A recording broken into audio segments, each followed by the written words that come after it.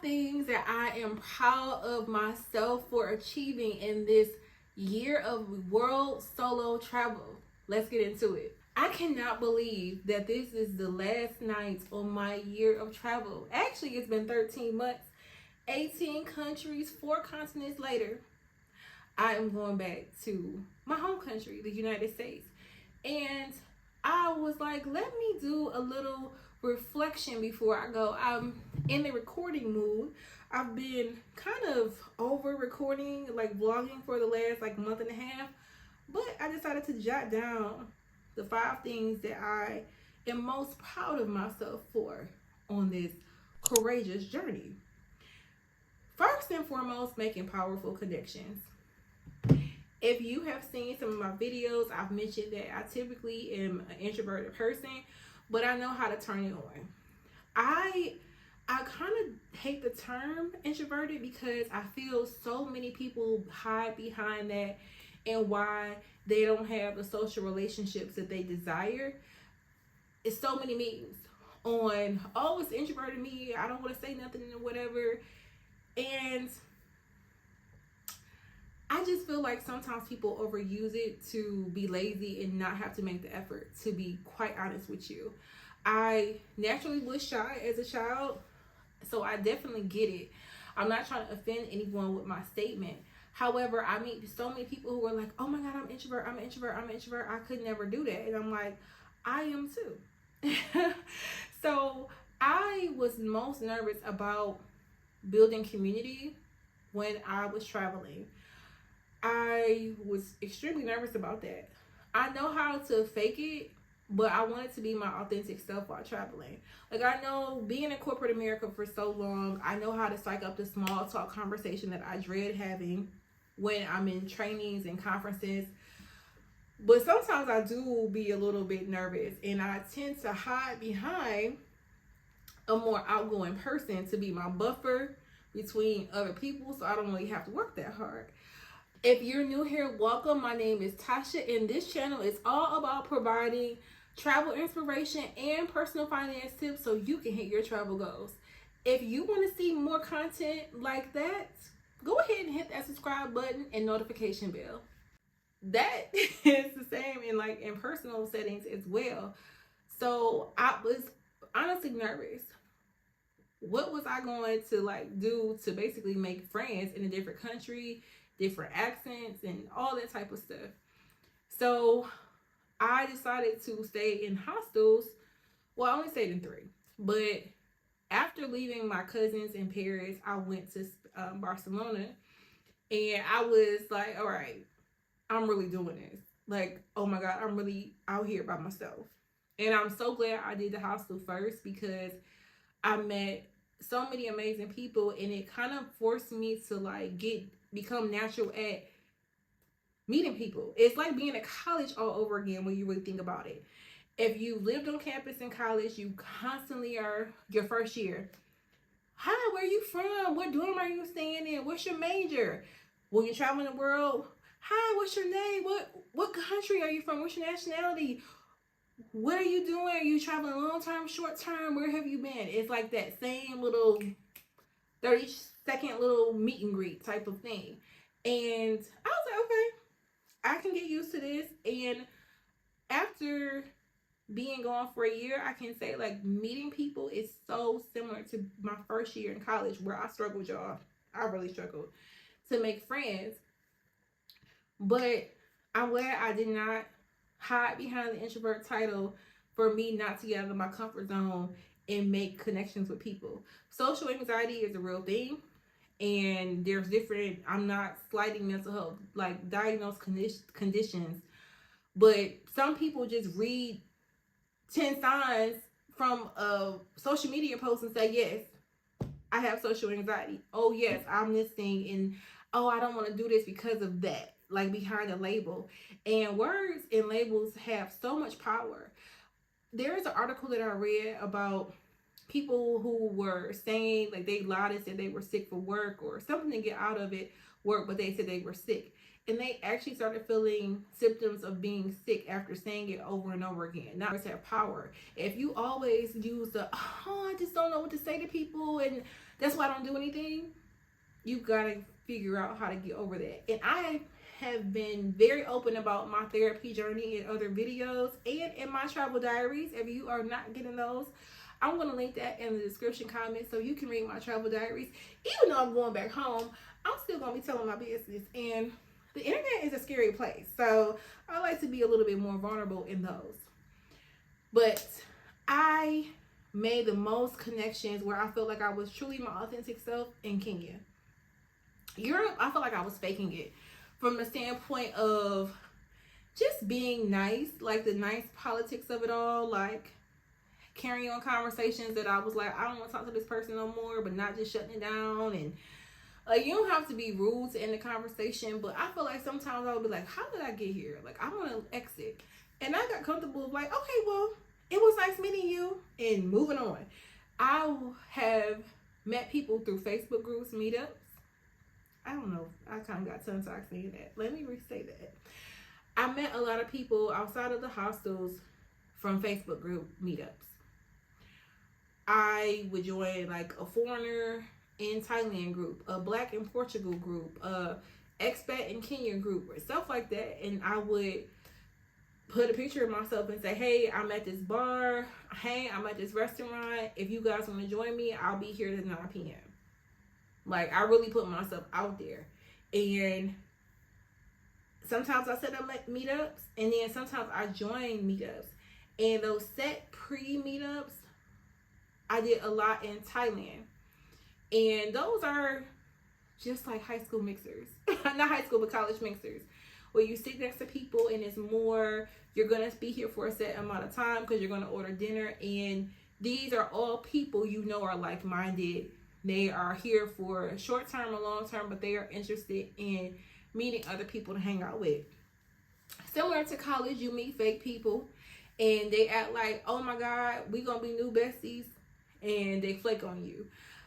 I witnessed this for someone recently, and I felt bad for him, but I didn't feel too bad to try to hang out with him. And I'm saying that from like, we met at a brunch. Like, if you want to move to the next point, don't click off this video. Just move to the second thing I'm proud of.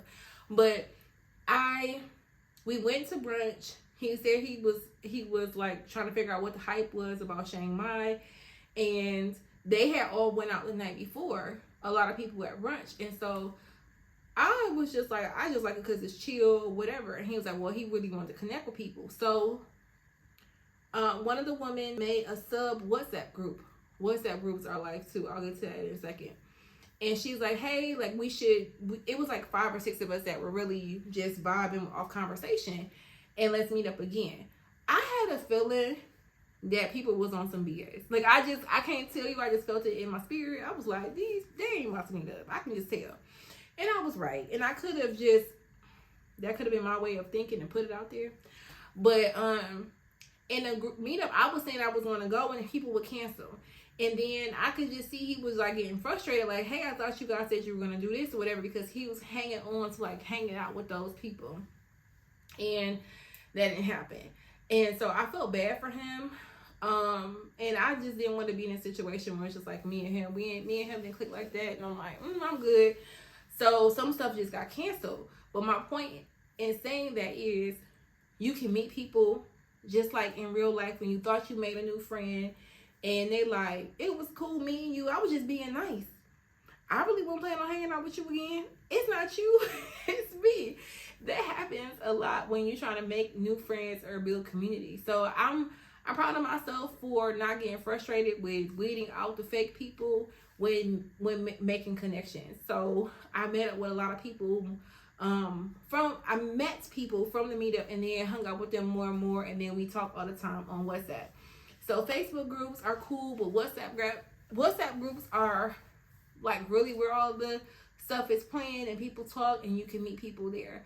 So yes, I have so many people that I talk to now, and it's kind of overwhelming because it's like, dang, I have my friends and family in the US, and then I'm maintaining these new relationships that I've built, and it's just all over the place at times. But I do want to keep these connections because I do plan on leaving the U.S. again. So I'm proud of myself. And my thing for you, my tip for you is, if you are a person who's like, I want to meet new people and you just don't know how, watch YouTube videos on how to have small talk with people.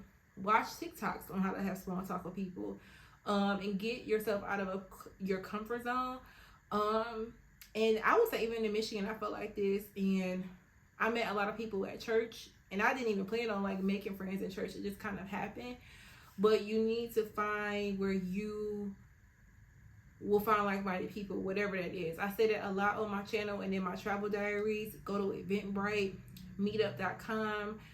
It's actually a meetup app where you can find, if you like to craft, there's a group for that. If you like to walk, there's a group for that. And Facebook groups too, if you're like, I want to meet other people. If you're a mom and you like, all my friends they are not moms, join the Facebook groups to find some new mommies or whatever. So let's move on to number 2, is my YouTube channel. I cannot believe I actually have a YouTube channel, y'all. I love YouTube. Before I left, I don't watch TV, I watch YouTube. Like, I really do. I'll be finding independent series to watch and all of that. I didn't record my first video publicly, like planning for it to be on YouTube, until I was in Bulgaria, I believe. I shot stuff when I was in Spain, but I was too nervous to make it public. So what I would do was I would record videos, and I would only let people who are subscribed to my travel diaries be able to see them. So that was my way of like slowly stepping into YouTube, because I'm like, man, people be crazy in the comments, and I didn't know how I wanted to come across. Like, I didn't know what I wanted my image to be, because so many of my friends like, oh my God, you could do this, you could do that, and you could be like a travel vlogger. And I'm like, I don't want to create another job. Like, I want to just be authentic and sharing my experiences, but I don't want to overwhelm myself. Growing a YouTube channel is very hard. There are some people who are like, oh, I hit the monetization goal with one video. You just got to research and know SEO and how to have the right thumbnail. If you don't know what I'm talking about, I'm not going to talk too much YouTube jargon, I promise. But basically learning the ins and outs of growing a YouTube channel. And I watched videos on it, but I'm like, I don't want to make this a job for me. I took a course with Stephanie Perry. I love Stephanie Perry's YouTube channel, and she motivates Black women to take career breaks and sabbaticals and house it to really be able to reach these career breaks and sabbatical goals, and a host of other things. And her YouTube, I watched her grow. I remember when she had less than 100 subscribers, and she has over 100,000, and she's very transparent in how she makes several thousand a month from YouTube, like depending, it fluctuates with ad revenue. But I'm like, I would like to do that. But I didn't know how comfortable I would be doing YouTube. So I found my stride. Like, I really love vlogging. I did not think I would like doing that, but basically just recording stuff, cutting it, putting it together. It's a great way for me to remind myself of the things I've experienced. It gets tricky because you don't want to always be behind the camera. You want to be in the moment. So I have to make sure I find that balance. I would go through times where I wouldn't record for a month and then be back on. So I just took a month off, actually like 6 weeks off from recording. But I have so much stuff that I record when I go out and do excursions, that I have stuff I'm sitting on for so many months to come. From Kenya, from Italy, and all of that. But when I go out to places, when I'm in a country for a month, I'm not recording every day. I record like twice a day, or when I book, if I know I'm going to a museum, I'm like, okay, this is the day I want to record. This is the day I want to record, so I plan for it. But when I left Michigan, I planned on blogging with a B. Writing about my experience and sharing pictures, but I realized I like recording videos so much more. And it's hard because it's time consuming, and I know I can't earn money from this. So I'm really like, okay, when I get back to Michigan, I want to get serious about monetizing my channel. I'm very close to monetizing my channel, but I want to come up in search engines. Like, I want to be a YouTuber. I really want to make money from this. So that means researching topics and preparing, not just going off the cuff. I'm so blessed that I actually was able to get to 1,000 subscribers just off vlogs. Like, I literally am just recording my experiences. Sometimes I will sit down in front of a camera like this. I've done maybe one video where I did a little bit of research, the 10 things you should do like when traveling internationally, just to check up on some things and knew what I was factual about what I was saying about visas in certain countries. But other than that, it's just been like me being in the moment and not really stressing out about like how to make sure this comes up in search or whatever. So I'm just proud of myself that I was able to do it, and it is not so much now, but it is scary being on camera and putting out long form videos. And prior to me traveling, my Instagram was private. I'm typically a private person. So me doing YouTube is like so weird for me. I'm sharing a lot, but I'm still not sharing a whole lot. Like, I'm just sharing with y'all what I'm experiencing, and I like talking about money. So me sharing I'm over budget, I don't really care about that. But me telling you the actual numbers, I'm like, y'all need to be in my business like that. So it's just that fine line of figuring out like what I had a problem with figuring out what I wanted my voice to be. Because what I did not want to be was a travel vlogger that glamorizes this. Like, I did not take this year of travel to be a travel vlogger. Like, that wasn't the goal. I took this because I really wanted to see the world. And I really wanted to figure out where I could potentially live outside the U.S. And I really wanted to learn about history of religion. I did so much of that in Europe. Cultural experiences in Africa and in Southeast Asia, and learning about different tribes and where did that word even come from, and then just looking at the scope of colonization globally. Like, I am such a nerd. So it was like I really wanted to learn while I'm traveling. It wasn't like I'm just trying to get this shot and do photo shoots all the time. But y'all know I do love a good photo shoot, so I'm not gonna say that that wasn't, sometimes important to me, but that wasn't the main goal for traveling. And with me seeing so many sites, I can see the stuff that people put on Instagram or TikTok just to make it look better than what it is. And I'm like, I don't want to do that. I'm not trying to make stuff more glamorized. I just want to keep it real. And so I'm proud of myself for being authentic. And that brings me to number 3. Going at my own pace. I had a loose itinerary for my year of travel. I did a postcard at my going away party so my friends could meet up with me. And thank you to my friends that met up with me. Y'all see them on my YouTube channel. I'm so thankful for y'all coming out. And then my mama for coming out and visiting me while I've been gone too. I have great friends who send me all kinds of tips, like reels for countries that's on my list. I don't be going to countries to try to find these places that people post about. I want to go and just get lost and like go with the flow. And I'm so glad I've done that. Y'all, let me just explain to you. When you're by yourself and you're going to new countries often, like I look at my YouTube like email, like because of the locations and showing where I've gone, like some months I've been to 4 countries.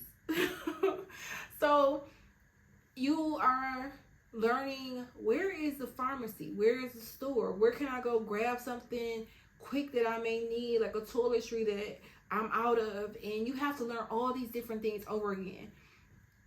Google may have something listed that's closed or the hours are not right, so you're trying to get adjusted. By the time you get adjusted, it's a week and you're moving on to somewhere else. So the last thing I'm trying to do is find something that some random person highly recommended or kept coming up highly recommended.